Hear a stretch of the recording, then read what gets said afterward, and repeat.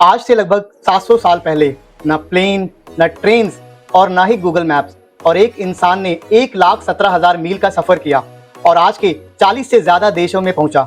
Marco Polo का नाम तो आपने सुना होगा, पर इसने मार्को पोलो से कहीं ज्यादा दूरी तय की।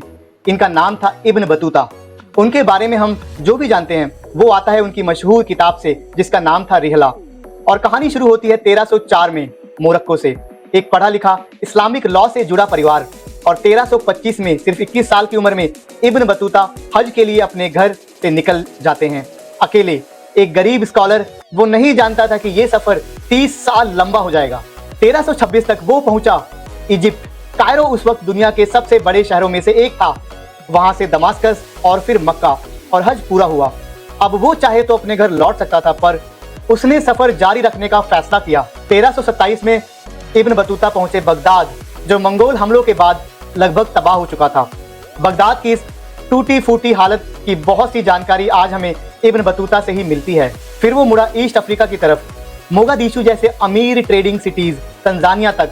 उसके रिकॉर्ड से हमें स्वाहिली मुस्लिम कल्चर और इंडियन ओशियन ट्रेड के बारे में अनमोल जानकारी मिलती है।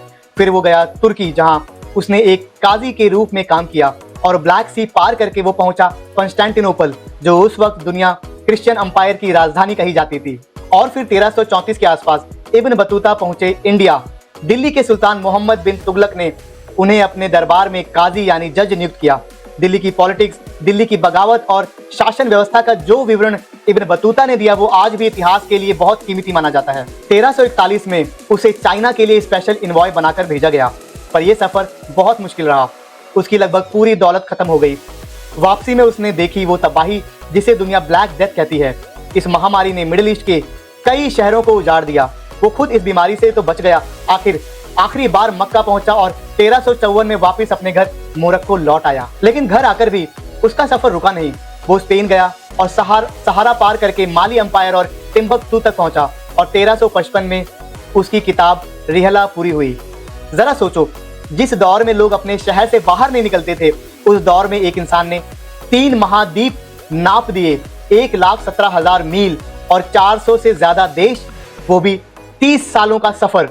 और उसका सम्मान 1976 में चांद पर एक क्रिएटर का नाम रखा गया, इब्न बतूता। तो सवाल यह है, बिना मैप, बिना टेक्नोलॉजी के उस इंसान को इतनी दूर तक जाने की हिम्मत कहां से मिली? आपको इब्न बतूता के सफर में सबसे हैरान करने वाली बात क्या लगी? कमेंट्स में जरूर बताएं, और ऐसी ही कहानियों के लिए दुनियादारी इनसाइट्स को सब्सक्राइब कीजिए।